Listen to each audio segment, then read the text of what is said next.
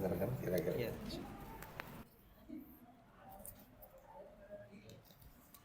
Sini nggak apa-apa. Oh ya.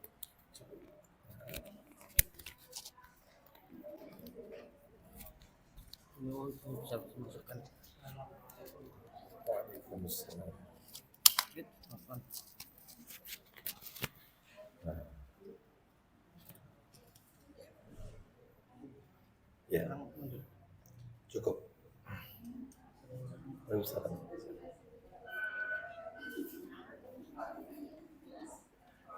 Bismillah. Assalamualaikum warahmatullahi wabarakatuh.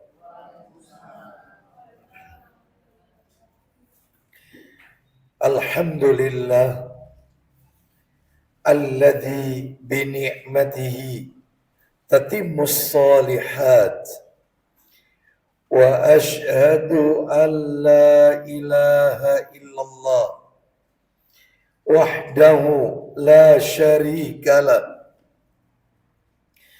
wa asyhadu anna Muhammadan abduhu wa rasuluh. Ya ayyuhalladzina amanu ittaqullaha haqqa tuqatih wa la tamutunna illa wa antum muslimun, amma ba'du. Fa inna asdaqal hadisi kitabullah wa khairal hadi hadi Muhammadin sallallahu alaihi wasallam wa syarral umuri muhdatsatuha wa kullu muhdatsatin bid'ah wa kullu bid'atin dalalah wa kullu dalalatin finnar. Ikhwan wa akhwati fillah, bapak-bapak, ibu-ibu, kaum muslimin dan muslimah, jamaah majelis taklim tazkiyatun nafas yang semoga dimuliakan oleh Allah Subhanahu wa ta'ala. Kepada pengurus Musalla Az-Zaitun, Perumahan Pondok Maritim Surabaya, yang semoga dirahmati oleh Allah Subhanahu wa ta'ala. Tidak ada kata yang patut kita ucapkan pada sore hari ini selain rasa syukur kita kepada Allah Subhanahu wa ta'ala atas segala karunia nikmat yang telah Allah berikan kepada kita. Salah satu di antara sekian banyak kenikmatan-kenikmatan yang Allah berikan kepada kita dan kita rasakan pada sore hari ini adalah Allah Subhanahu wa ta'ala kembali mempertemukan kita di salah satu rumah Allah dari sekian banyak rumah-rumah Allah yang ada di muka bumi ini, yaitu Musalla Az-Zaitun, di dalam rangka talabul ilmi, menuntut ilmu bersama majelis taklim tazkiyatun nafas. Semoga niat kita, langkah kaki perjalanan kita menuju majelis ini tercatat di sisi Allah sebagai amalan yang diterima dan diridhai oleh Allah Subhanahu wa ta'ala. Bapak Ibu kaum muslimin dan muslimah rahimani wa rahimakumullah. Sore hari ini semestinya kajian kita melanjutkan pembahasan kitab Adabul Mufrad, kitab karya Imam Bukhari. Ya. Namun karena saya melihat berdekatannya waktu dengan bulan Ramadan, maka materi pada sore hari ini kami memanfaatkan untuk menyampaikan seputar Ramadan. Baik. Kami beri judul saja materi kita pada sore hari ini, ya, amaliyah di bulan Ramadan. Amaliyah di bulan Ramadan. Baik.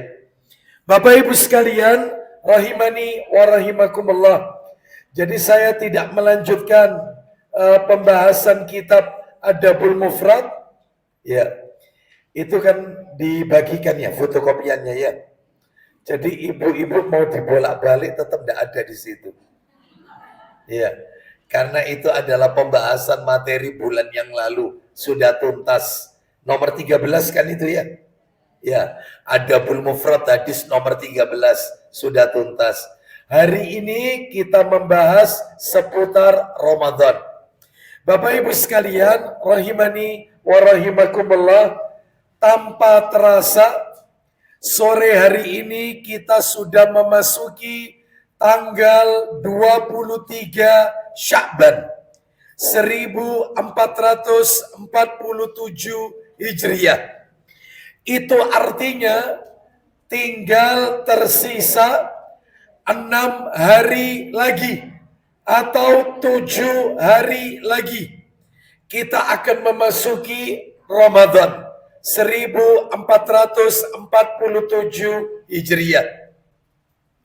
Maka sebagai bentuk persiapan kita di bulan Ramadan nanti, tentunya kita bertanya di dalam hati, apa yang harus kita lakukan di bulan Ramadan nanti? Amalan-amalan apa sajakah yang diajarkan untuk ditekankan, dilakukan di bulan Ramadan tersebut. Nah, oleh karena itu kita akan membahas amaliyah di bulan Ramadan. Baik. Bapak Ibu sekalian, kaum muslimin dan muslimah rahimani wa rahimakumullah. Sebelum kami sebutkan satu persatu, ya, amalan-amalan apa saja yang semestinya kita lakukan di bulan Ramadan, maka sebagai kata pengantar atau muqaddimah, saya ingin memberikan 2 penekanan, 2 poin yang ingin kami sampaikan sebagai kata pengantar atau muqaddimah. Apakah dia? Nah, ini yang perlu diketahui ya, yang harus kita ketahui bersama. Ya. Yang pertama, Bapak Ibu sekalian, bahwasannya ibadah puasa di bulan Ramadan merupakan bagian dari ibadah di dalam Islam. Bagian dari ibadah. Nah, jadi puasa Ramadan bagian dari ibadah di dalam Islam. Dan yang namanya ibadah, apapun itu bentuknya, sholatkah, zakatkah, puasa Ramadankah, haji, umrah, berzikir, membaca Al-Quran, ya, termasuk juga berdoa, menikah, semua ibadah tidak akan pernah diterima oleh Allah kecuali kita melakukan 2 syarat.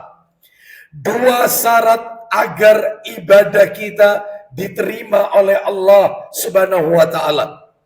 Jadi kalau Bapak Ibu kepingin sholatnya diterima, zakatnya diterima, ibadah puasanya diterima, hajinya mabrur, umrahnya mabrur, ya, seperti itu ya. Doanya makbul, diterima, ya. Semuanya pengen diterima, maka kita harus melakukan dua syarat. Dua syarat agar ibadah kita diterima oleh Allah Subhanahu wa taala. Apakah dia? Yang pertama syaratnya, ibadah itu harus dilakukan ikhlas karena Allah.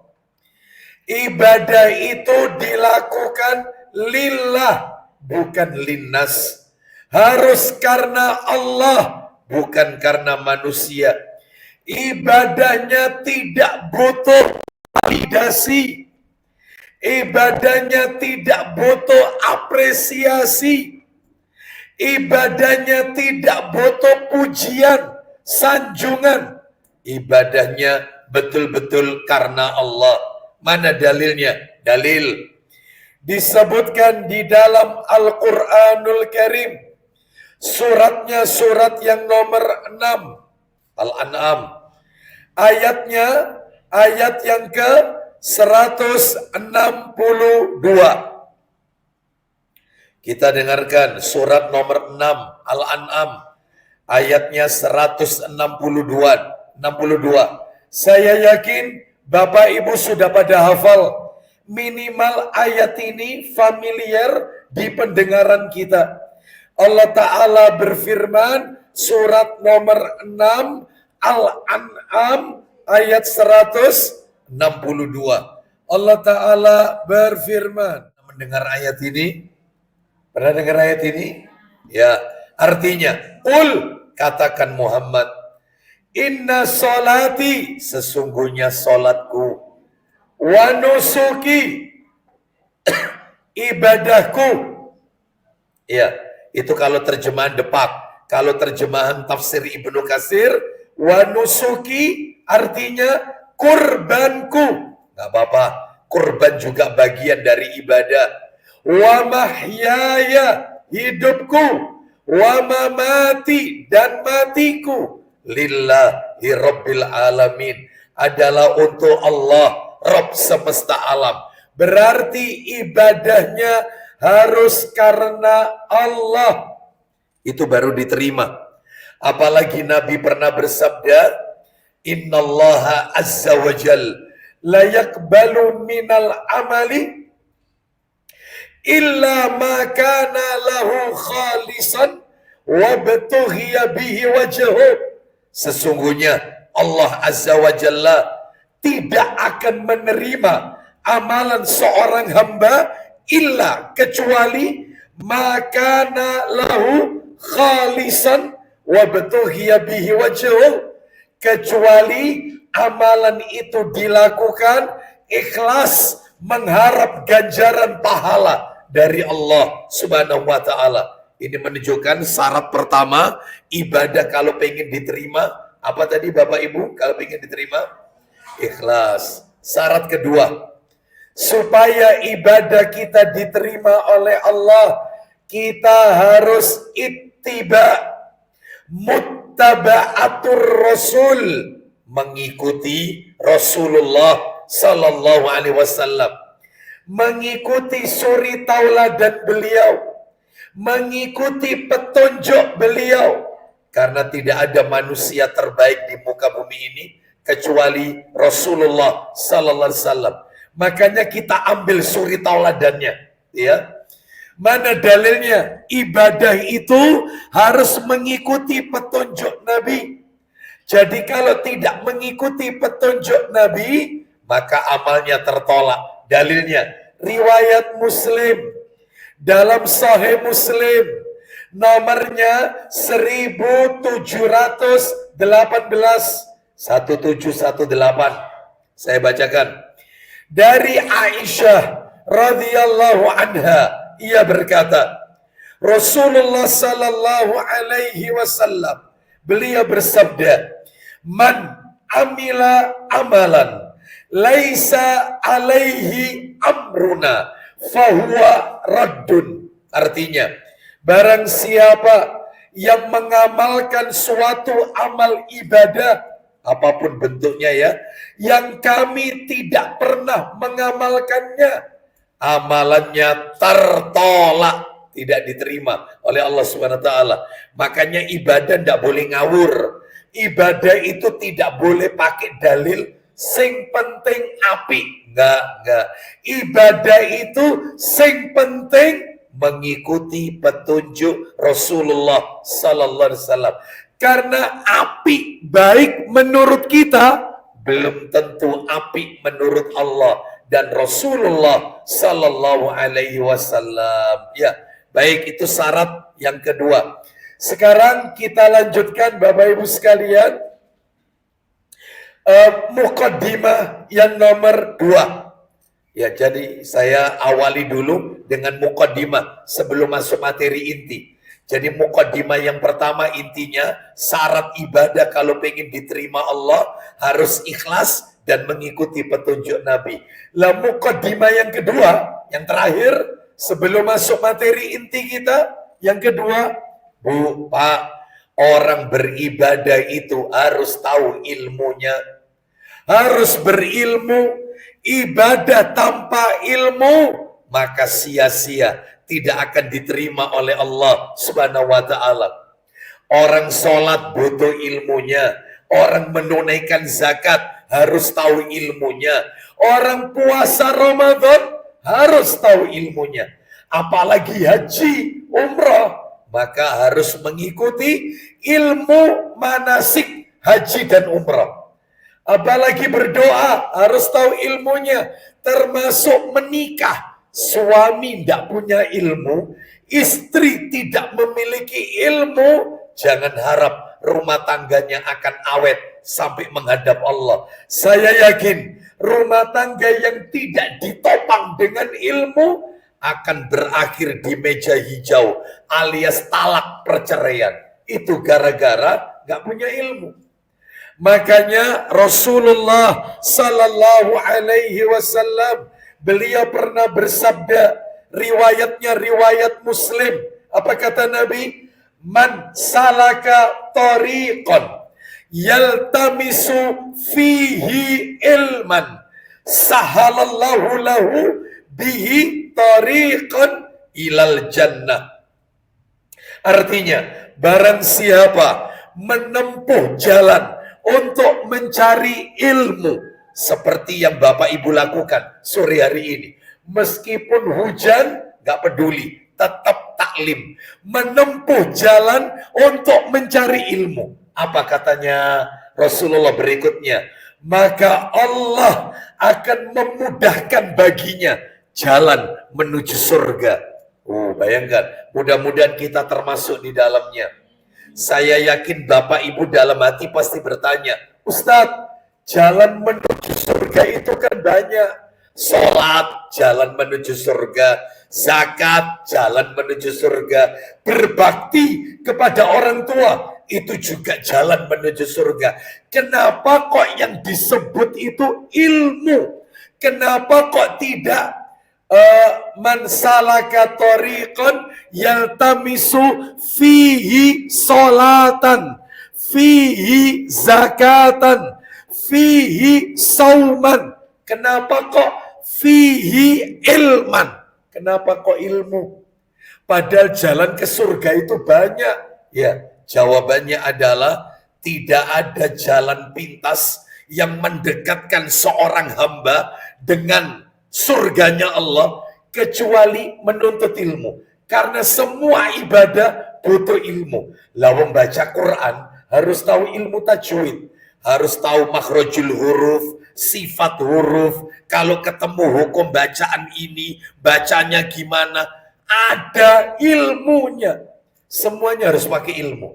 Makanya termasuk Ramadan kita nanti ini harus dibekali dengan ilmu. Nah, makanya saya akan sampaikan amalan-amalan yang Nabi ajarkan di bulan Ramadan. Apa saja? 13 amalan yang Nabi ajarkan di bulan Ramadan. Ya. Apa saja itu? Satu, yang pertama. Yang pertama adalah amalannya Bapak Ibu yang harus kita lakukan, ditekankan. Kita lakukan di bulan Ramadan. Yang pertama adalah melaksanakan ibadah puasa. Puasa, jelas.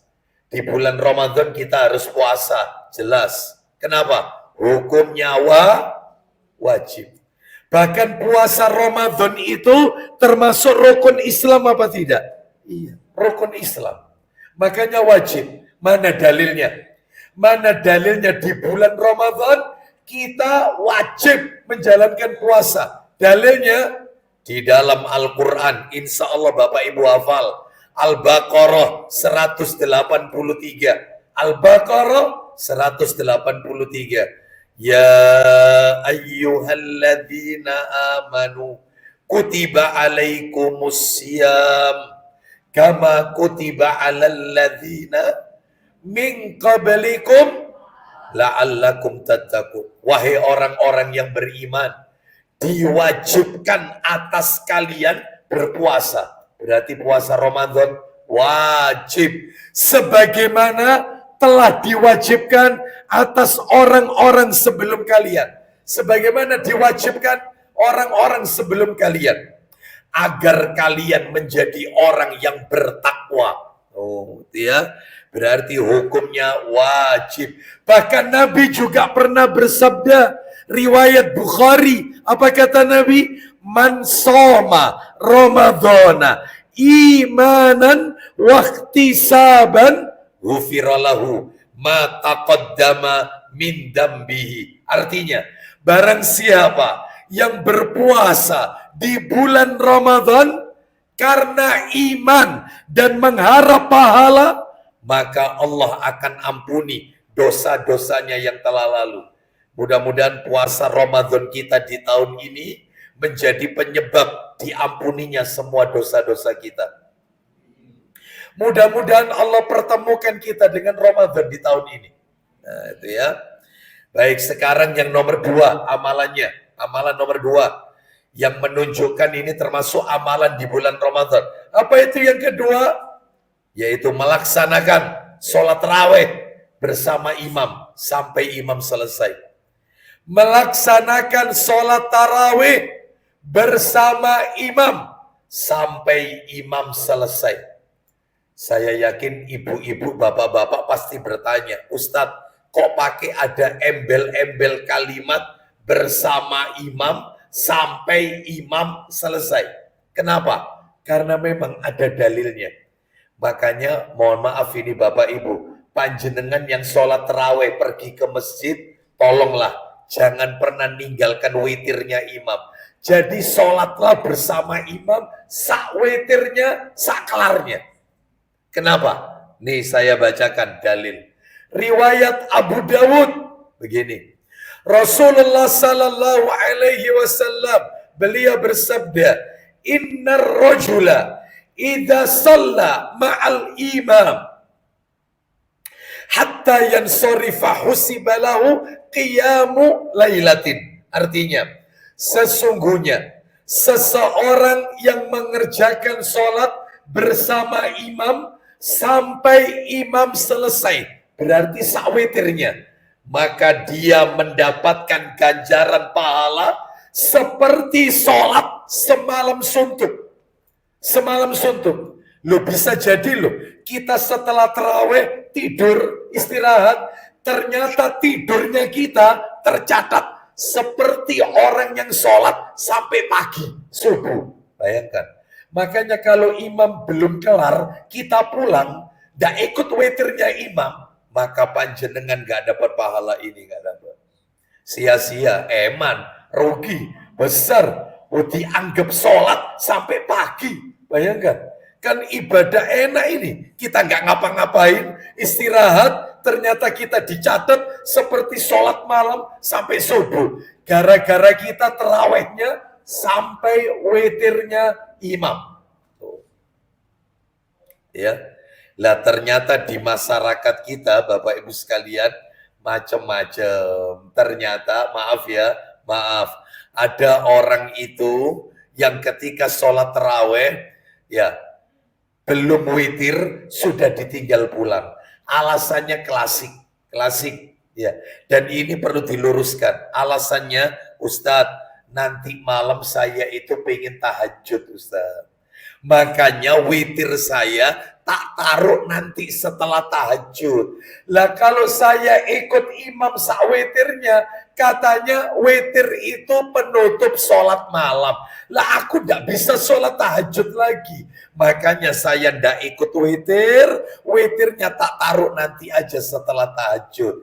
Ini perlu diluruskan. Jadi Pak, Bu, witir itu boleh dikerjakan setelah Isya itu boleh. Boleh. Ya.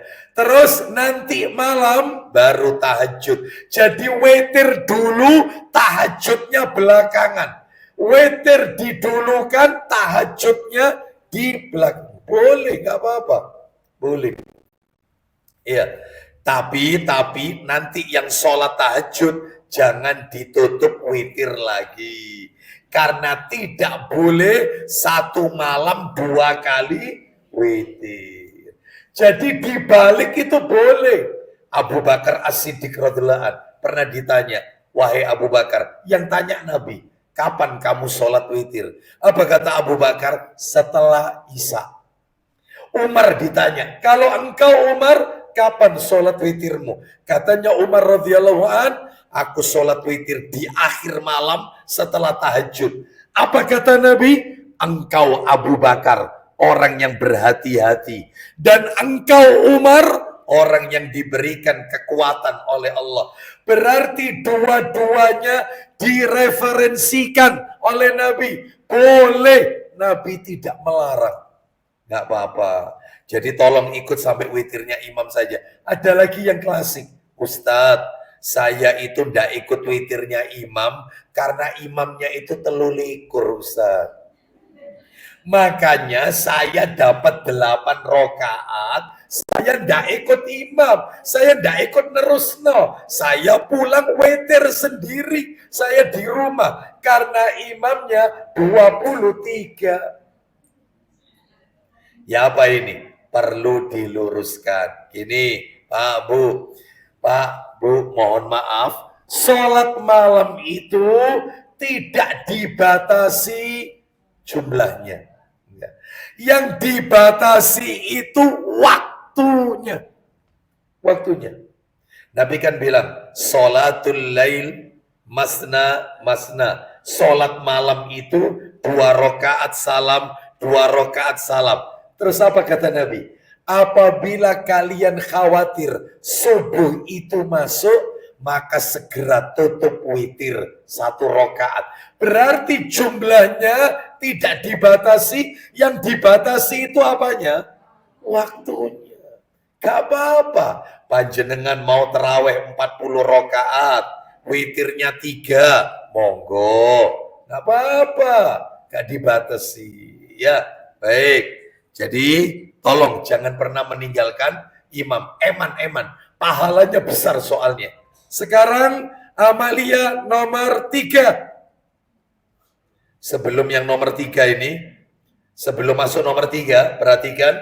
Rasulullah SAW pernah bersabda, riwayat Bukhari terkait sholat tarawih. Apa kata Nabi? Man qama. Kalau tadi kan man soma, puasa. Ini tidak. Man qama Ramadhana imanan wahtisaban ghufirallahu ma taqaddama min dambi. Barang siapa yang menegakkan sholat di bulan Ramadan, siapa yang berdiri di bulan Ramadan, maksudnya sholat tarawih, maksudnya karena iman dan mengharap pahala, Allah ampuni dosanya yang telah lalu. Lu bayangkan, sholat tarawih peluntur dosa. Makanya jangan sampai ninggalkan sholat tarawih. Ustadz, wanita perempuan tarawihnya di masjid apa di rumah? Bu, mohon maaf. Apa kata Nabi? Sebaik-baik sholat untuk wanita di mana? Di rumahnya. Apalagi dia berjamaah sama anak perempuannya. Saya tanya, ya kira-kira wanita kalau ke masjid dilarang apa tidak? Tidak. Ya tidak dilarang, silakan ke masjid asalkan memenuhi syarat. Apa syaratnya? Tidak memakai harum-haruman, parfum. 2, tidak berhias. Karena ada wanita itu pergi ke masjid, sininya merah, sininya biru. Anda cari warna apa saja, ono kabeh. Ya, ada semuanya. Ijo muda, ijo toska, ya, ijo tua, ijo lumut, ijo botol, ono kabeh. Ya, mari diantemi wong misalnya. Ya, itu ya, jangan, gak usah berhias. Yang ketiga, izin sama mahramnya, izin. Yang nomor 4, dari rumah pergi ke masjid tidak terjadi fitnah, tidak menimbulkan fitnah. Maksudnya fitnah, banyak yang godain. Assalamualaikum, assalamualaikum. Yang direk. Itu ya. Terutama wanita yang terkenal kecantikannya. Lah kalau tidak cantik, pas-pasan. Ya dijawab sendirilah ibu-ibu ya. Baik, jadi lebih baik memang di rumah. Sholatnya wanita yang paling dicintai Allah itu di bagian paling gelap dari rumahnya. Rumah yang paling utama. Bukan berarti nggak boleh ke masjid, boleh. Baik, kita lanjut nomor 3, amalan nomor 3.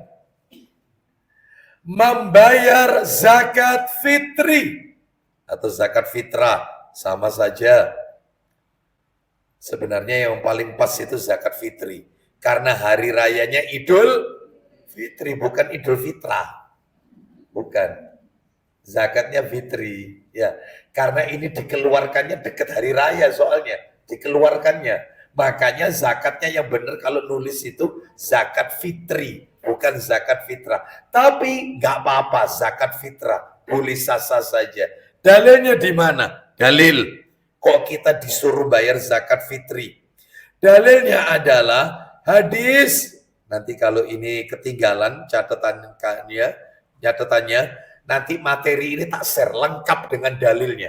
Saya share nanti materi ini.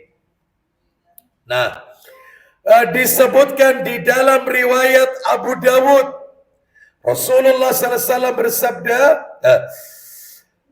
Ibnu Abbas radhiyallahu anhu berkata, faradha Rasulullah sallallahu alaihi wasallam zakatal fitri tuhratan lis-shaimi minal laghwi warrafat.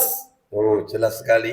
Artinya Rasulullah SAW mewajibkan zakat fitrah, mewajibkan zakat fitri bagi orang yang berpuasa untuk mensucikan orang yang berpuasa dari perkara yang sia-sia, yang tidak bermanfaat. Bu, Pak, maaf. Sadar tidak sadar? Sadar tidak sadar? Terkadang orang itu ketika puasa Ramadan, lisannya terkadang ngomongin orang, ngegosip, ya. Apalagi yang digosipi ustadznya sendiri. Nah, ya, seperti itu, rasan-rasan, ya, riba. Ternyata yang bisa menyucikan itu zakat fitrah. Zakat fitrah itu bisa menghapus. Makanya supaya kita suci lagi, zakat fitrah jangan sampai nggak dikeluarkan. Ustadz, anak saya sudah bekerja, sudah punya penghasilan sendiri, cuman makannya, tidurnya ikut saya papanya, belum berumah tangga, tapi wis dapat gaji. Itu zakat fitrahnya saya bapaknya yang ngeluarkan, atau dia sudah kena kewajiban bayar dewe-dewe?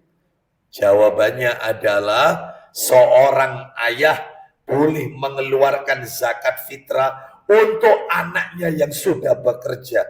Namun dengan catatan, apabila dia ingin mengeluarkan, izin sama anaknya. Nah, zakat fitrahmu tak bayari bapak. Nah, izin dulu. Misalnya anaknya berkata, nggak usah pak, saya kan sudah kerja, sudah dapat gaji apa bulanan lagi, wes biar saya sendiri. Nah, nggak apa-apa, boleh. Ustadz, saya punya pembantu rumah tangga sama sopir, yang bayari zakat fitrahnya siapa? Ya majikannya lah, Anda yang bayarkan.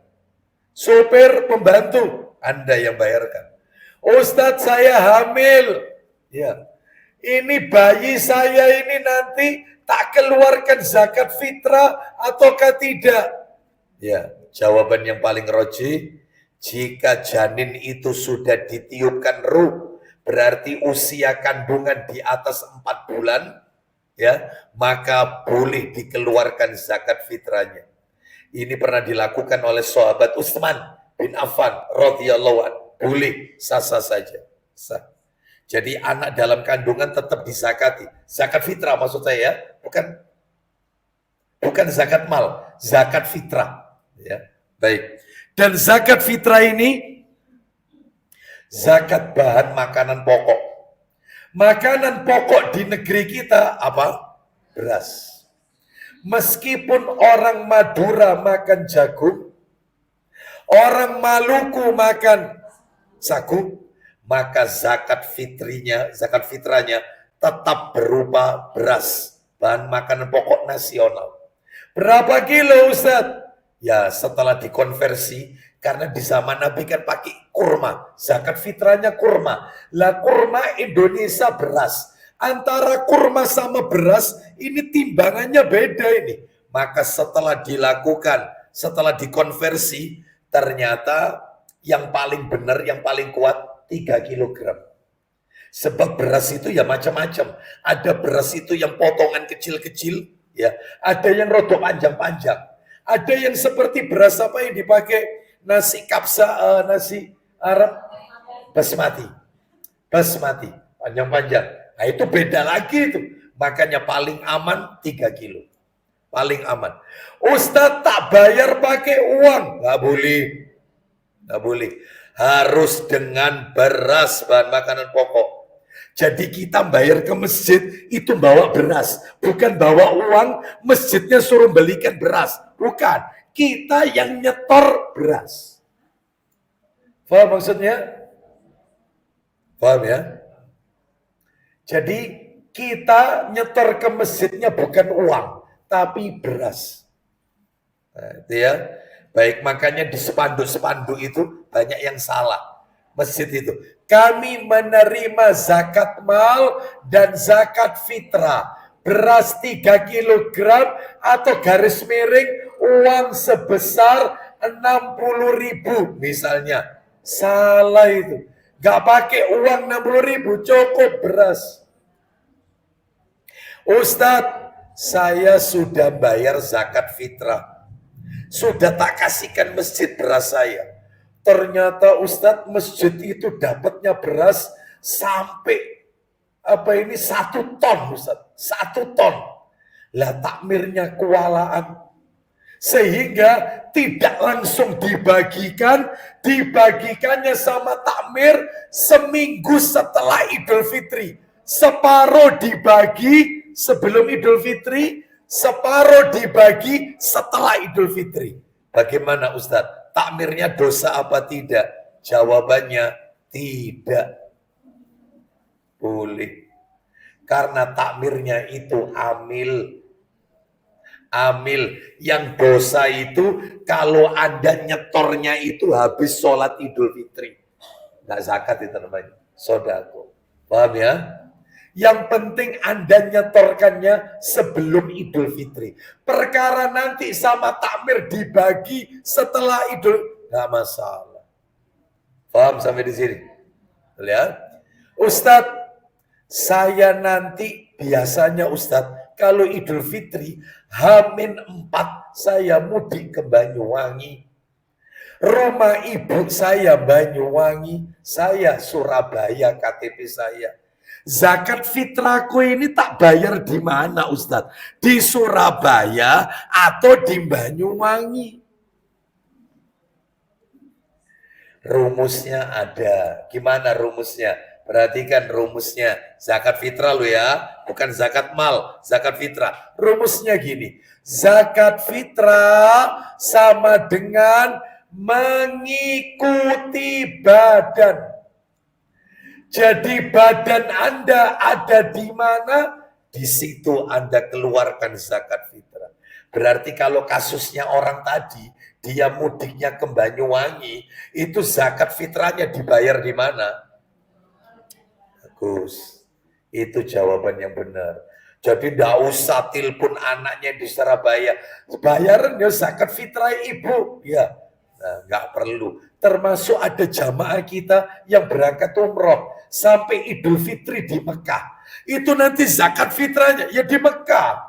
Loh, memang ada petugasnya, ada. Dibagikan di sana. Tidak perlu telepon anaknya di Indonesia. Tolong tokno zakat fitrah berasnya papa, mbak mama, bayaran kayak no di masjid. Gak usah. Gak usah. Di mana Anda, Ustadz? Saya tinggal di Amerika. Oke. Zakat fitrah saya Ustadz berarti kan di Amerika. Yes. Orangnya kafir kabeh Ustadz. 1, 2, soge kabeh. Wangel dari orang miskin Ustaz. Ya apa? Lah kalau kayak gini kasusnya beda. Dibayar di tanah air. Paham sampai di sini? Nah, jelas ya kira-kira ya? Jelas ya, saya kasih contoh-contoh banyak sekali. Baik, sekarang kita masuk amalan yang nomor 4. Nomor 4, memperbanyak sodako. Jangan pelit. Kalau Ramadan itu gencar sodakonya. Lah ini tidak. Kalau waktunya Ramadan, ya pagernya digembok pakai gemboknya kapal. Masya Allah. Seperti itu. Ya. Sampai kalau ada orang miskin dikasih alarm. Lewat dok rumahnya. Ya Allah, bakhil ini ya. Nggak boleh. Ya, akhirnya sering bunyi karena kucing seliweran. Ya, kucing seliweran. Jadi bunyi terus alarmnya. Jadi memperbanyak sodako. Kenapa? Jawabannya dalilnya adalah kita lihat nih. Dalilnya riwayat Bukhari. Dalam Sahih Bukhari. Saya bacakan. Rasulullah sallallahu alaihi wasallam beliau bersabda, kok Rasulullah bersabda? Saya ulang ya. Ibnu Abbas radhiyallahu anhuma berkata, "Kana Rasulullah sallallahu alaihi wasallam ajwadan nas wa kana ajwada ma yakunu fi Ramadan." Rasulullah sallallahu alaihi wasallam itu orang yang paling dermawan dan akan tampak lebih dermawan lagi kalau sudah masuk Ramadan. Sampai-sampai diibaratkan seperti angin kencang yang berhembus. Gencar sodakonya. Nah itu mestinya ya. Baik. Jadi sodakonya ditingkatkan. Terutama Bu, maaf ini Bapak Ibu. Kalau nanti mau Ramadan terutama berikan kepada keluarga kita yang miskin. Dari ayah kita dan ibu kita. Berasnya dipepei, dikasih kurma untuk sahur sama berbuka. Nah itu ya. Terus kemudian dikasih air mineral berapa dus ya untuk buka puasanya, dikasih minyak goreng, sembako lah, sembako. Dipepei. Siapa dari bapakku yang miskin? Siapa dari ibuku yang tidak mampu? Itu yang diutamakan sebelum dikasihkan ke orang lain. Sehingga nanti kalau masuk Ramadan dia tidak bingung. Tidak bingung. Tuh, seperti itu. Baik, kita lanjutkan. Yang nomor 5. Memperbanyak membaca Al-Quran. Ditingkatkan. Memperbanyak membaca Al-Quran. Saya tanya sama ibu-ibu. Bu, panjenengan tahun yang lalu hatam Quran berapa kali? Alhamdulillah belum hatam. Ya, 1 kali. Alhamdulillah tahun ini ditingkatkan. Kenapa? Kalau kita lihat dalam sejarah, Utsman bin Affan radhiyallahu an hatam Quran 30 kali. Sebulan, sehari sekali. Ada lagi yang lebih canggih. Imam Syafi'i rahimahullah, Imam Ahlus Sunnah wal Jamaah, yang konon katanya negeri kita ini mazhabnya mayoritas pakai Syafi'i. Itu kalau di bulan Ramadan hatam Quran 60 kali. Sehari 2 kali.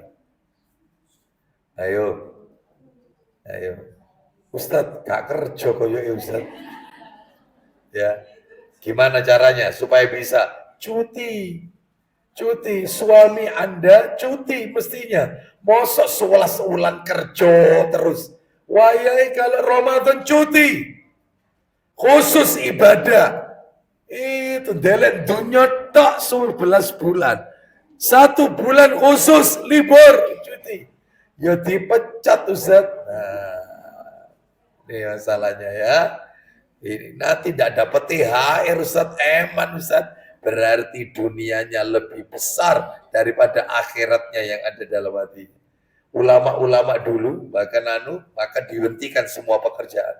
Khusus baca Quran. Tingkatkan. Terus nomor 6. Nomor 6. Amalan nomor 6. Memberi makan orang yang berbuka puasa. Memberi makan orang yang berbuka puasa. Apa sabdanya Nabi? Nabi SAW bersabda, riwayat Ibnu Huzaimah dan An-Nasai. Nabi bersabda, man fattara sa'iman kana lahu mislu ajrihim. Barang siapa yang memberi buka puasa orang yang berpuasa, dia mendapatkan pahala seperti orang yang berpuasa. Jangan diremehkan air mineral. 1 dus bukan yang kayak gini. Ini kan botol. Ini yang cup, yang gelas. Isinya 48. Itu Anda taruh di masjid untuk buka puasa.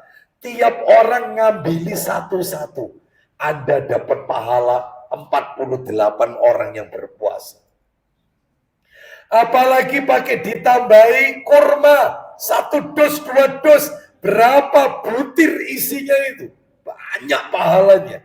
Apalagi pakai ditambahi dikasih nasi bungkusan. Meskipun tak tiap hari itu 5 bungkus, tapi pahalanya besar. Seperti mendapatkan pahala orang yang berpuasa itu. Nah itu ya, makanya kalau ngasih buka puasa ya ikannya yang layak lah. Hari pertama nasi kabuli. Hari kedua nasi kapsa, hari ketiga nasi mandi, hari keempat nasi bukhori, hari kelima kambing guling. Ya, itu kalau tiap hari musola Az-Zaitun gitu terus, insya Allah saya kesini terus. Insya Allah. Lah ini tidak, bungkusan dibuka mesti ketemu tahu. Tahu dipegang kena angin ke kanan miring ke kanan. Kena angin ke kiri miring ke kiri. Kenapa? Bukan tipis, lembut. Lembut. Ya, dikasih telurnya separuh cumplung lagi tidak ada kuningnya. Ya Allah, sampai pernah nasinya tak angkat. Orang bertanya, Pak Ustadz kenapa nasinya diangkat? Coba sampean cari barangkali kuning yang gelundung. Ya. Sambelnya banyak sambelnya. Lah ini kan menu penyiksa orang kayak gini. Gak ada orang terawih sakit perut semua kalau kayak gini. Itu ya, kasih kurma juga gitu. Kasih yang paling bagus.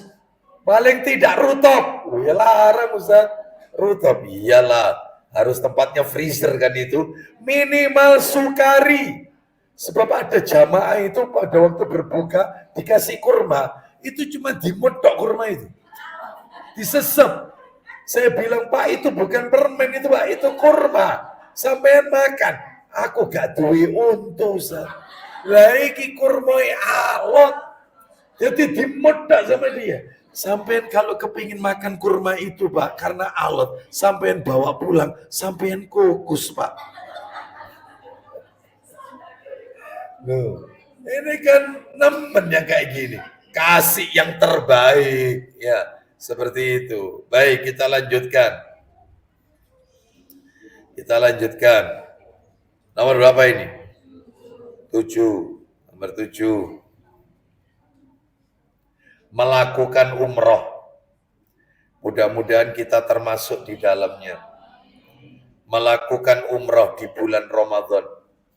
Kenapa? Beda sendiri nih pahalanya. Ganjarannya beda sendiri. Nabi ditanya, "Ya Rasulullah, fama ya'dilu hajja ma'ak?" Wahai Rasulullah, amalan apa yang setara dengan haji bersamamu? Kata Nabi, umratun fi Ramadan. Umrah di bulan Ramadan. Jadi ganjarannya kayak haji bersama Rasulullah sallallahu alaihi wasallam. Besar gini kan ganjarannya, tapi ya gitu mahal. Tidak ada umroh Ramadan murah, tidak ada kecuali backpacker. Backpacker sudah nggak dapat sahur, nggak dapat buka puasa, tidurnya di masjid. Ya udah, wis kayak orang apa gitu sudah. Wis. Atau sekamar isinya 12 orang. Sehingga cuma netep tas tok, nggak bisa tidur di kamar. Lawang ya apa semuanya full tas. Kamar mandi satu nanti gantian. Itu backpacker rotok murah dan jauh hotelnya, jauh.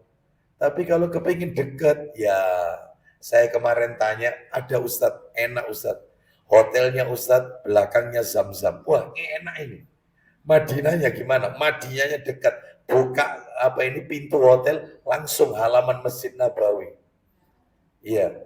Sahur buka, ya sudah full pot Ustadz. Ya dapat dari hotel. Nggak usah mikiri Ustadz. Enak dong pokoknya ibadah enak. Piro. Satu orang Ustadz 130 juta. Satu orang 130. Masya Allah. Lah itu kalau berangkat 4 orang, lah sudah 520 juta, setengah M.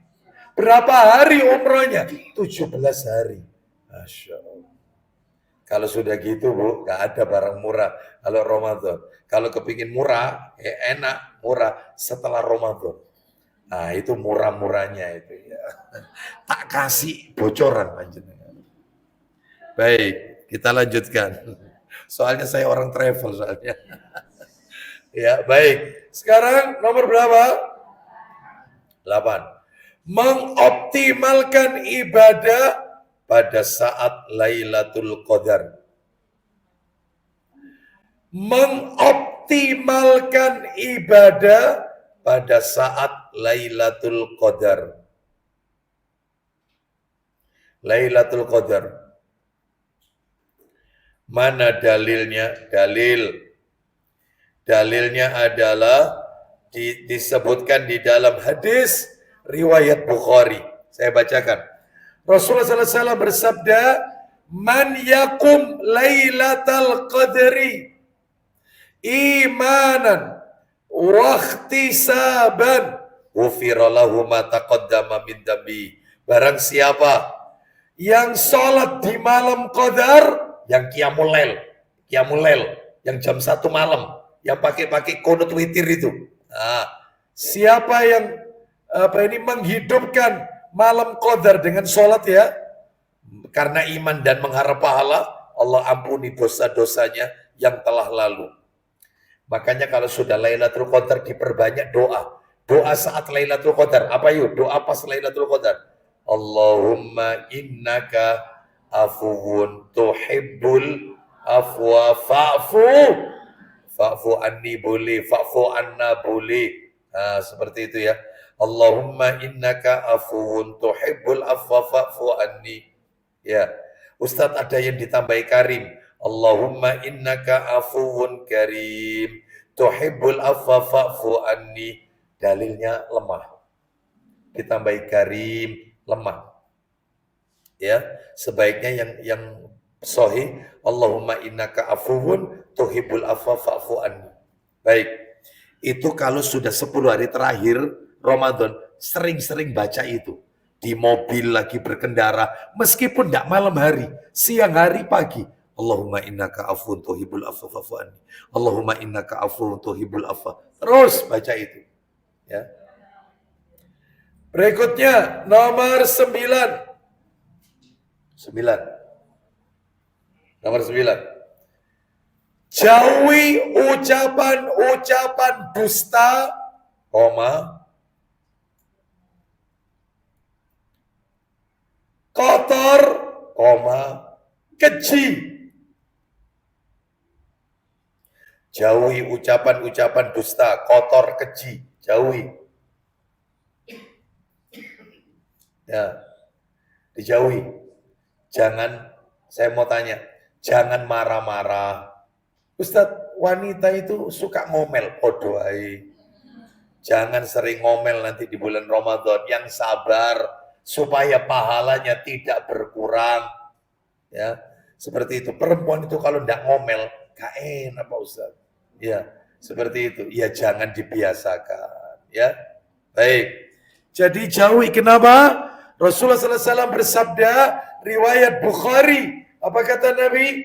Man lam yada qawla zuri wal amala bihi falaisa lillahi hajatun fi an yada'a ta'amahu wa syarabahu. Barang siapa yang tidak meninggalkan ucapan dusta, kata-kata kotor, Allah nggak butuh dia meninggalkan puasa atau tidak.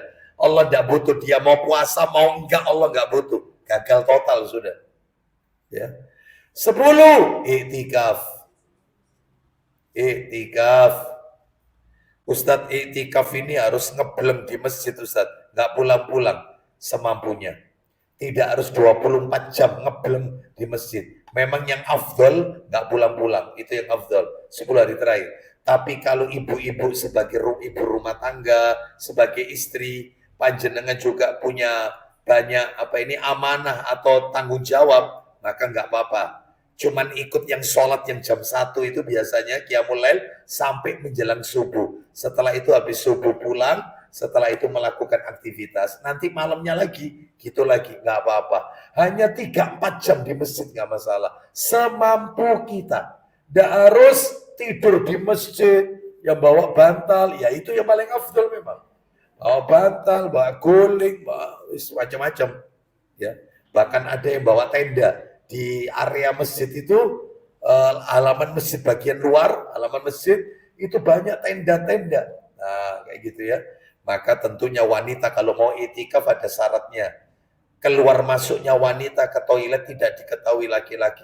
Jangan sampai menimbulkan fitnah. Apalagi wanita mau ke toilet lepas jilbabnya kelihatan orang lain, nggak boleh, jangan. Berarti masjid ini tidak layak untuk kita jadikan tempat itikaf. Betul-betul terpisah. Betul. Cari banyak masjid kayak gini. Banyak. Masjid kami di Nurus Sunnah begitu. Sambil berumur ini, sambil berumur.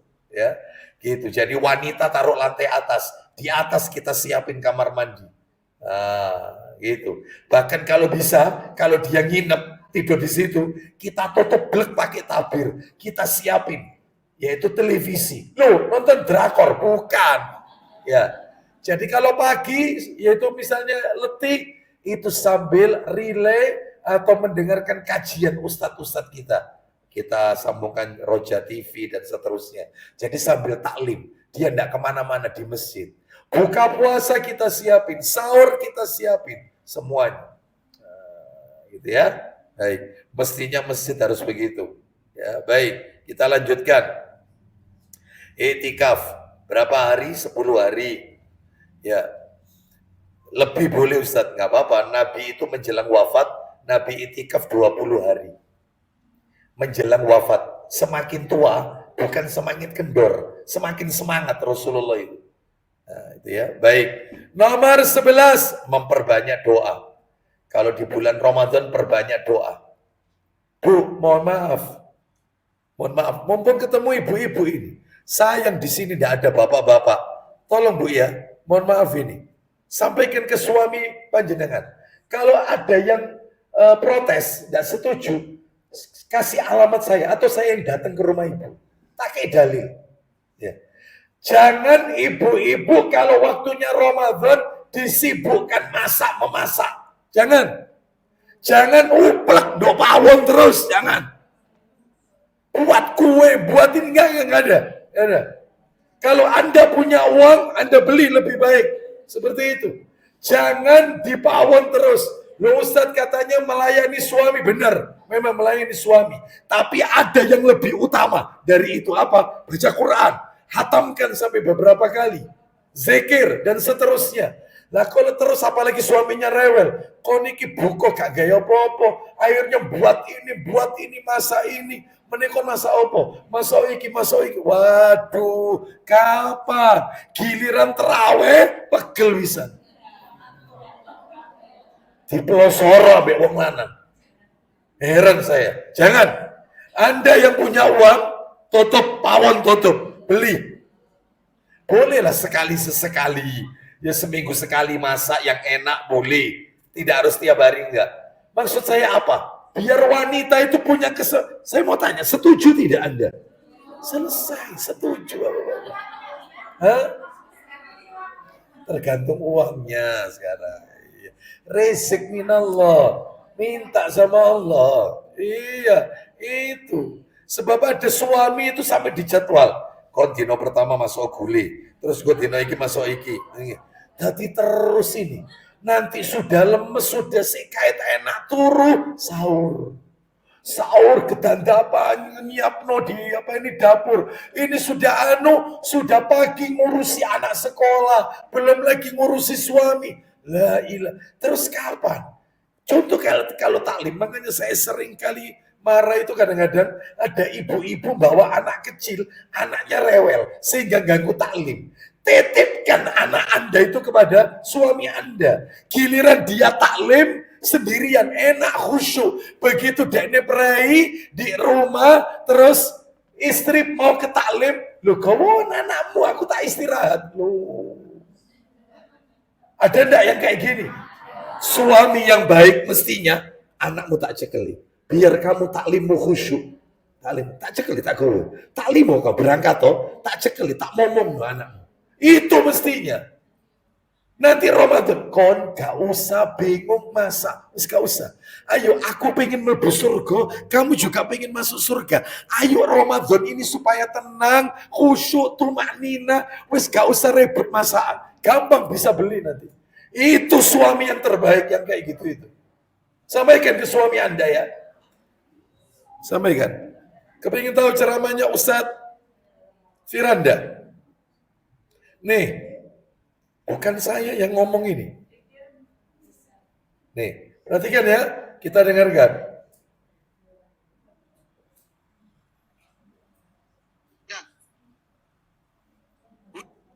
Bentar ya, kita dengarkan. Selalu bikin agenda masak-masak ketika bulan Ramadan. Udah, gojek aja, nggak usah macam-macam. Kecuali nggak punya duit di rumah. Kalau punya duit, gojek aja. GoFood. Masak bolehlah sesekali, masak kue enak-enak, mungkin seminggu sekali. Kalau tiap hari masak enak-enak terus, pilih bahan 1 jam, masak 1 jam, menghidangkan setengah jam. Ya Allah, 2,5 jam, 3 jam tiap hari hilang rugi. Bukan berarti tidak ada pahala, ada, tapi ada yang lebih bagus. Baca Quran, berzikir, ikut kajian, baca tafsir lebih bagus. Bukan saya marah masak, silakan masak, tapi kurangi, jangan malah bulan Ramadan habis waktu untuk apa? Masak. Jadwal masak selama. Ya, sampaikan ke suami Anda ya, sampaikan. Kirim salam dari Abu Aslam. Mas, dino iki Ramadan tahun ini prai gak masak aku. Ya, sampaikan. Prai, aku kepingin khusyuk. Nah, gitu ya. Baik, sampaikan. Kita lanjutkan. Ya. Sekarang nomor berapa sekarang? 12. 12 adalah mengakhirkan sahur, menyegerakan berbuka. Mengakhirkan sahur, menyegerakan berbuka. Nih tak kirim ke Bu siapa ini? Bu Fitri ya. Ada Bu Fitri nih ya. Ya. Sebentar. Tak kirim, nanti kirimkan ke grup Tazkiyatun Nafas. Mana ini tadi Bu Fitri, sama satunya tadi Bu siapa tadi ya?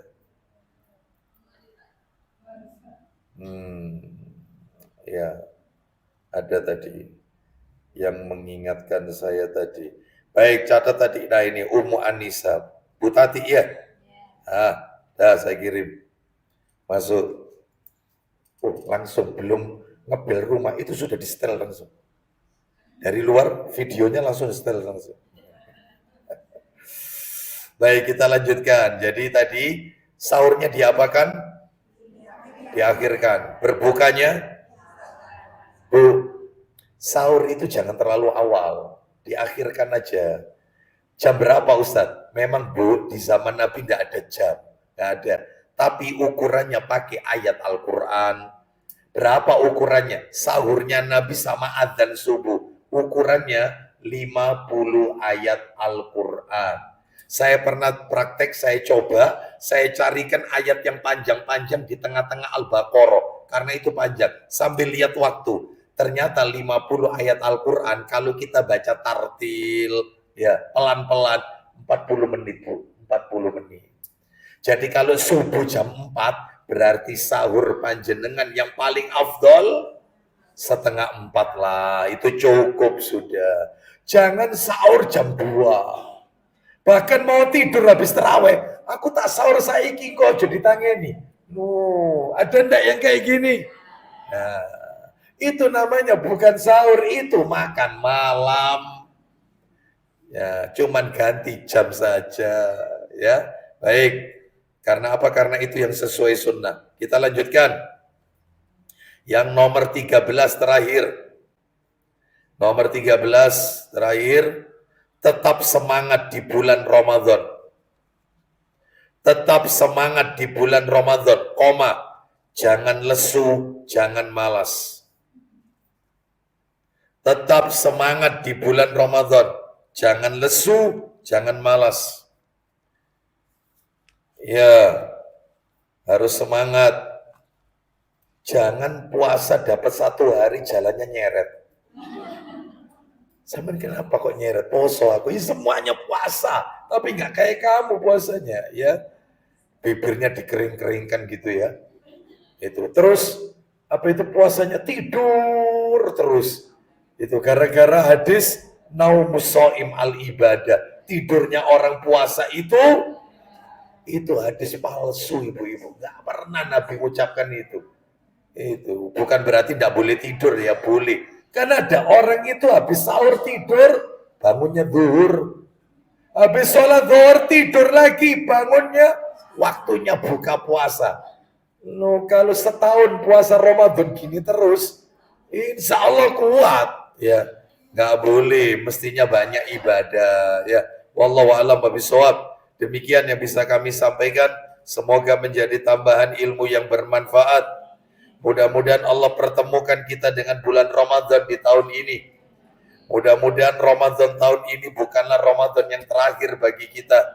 Tetapi Allah memberikan kesempatan kepada kita untuk menikmati indahnya Lailatul Qadar di masa-masa yang akan datang. Kita tutup. Wassallallahu ala nabiyyina wa ala alihi wa sahbihi wasallam. Subhanakallahumma wa bihamdika. Asyhadu an la ilaha illa anta. Astaghfiruka wa atubu ilaik. Wa akhiru da'wana anil hamdulillahi rabbil alamin. Assalamualaikum warahmatullahi wabarakatuh.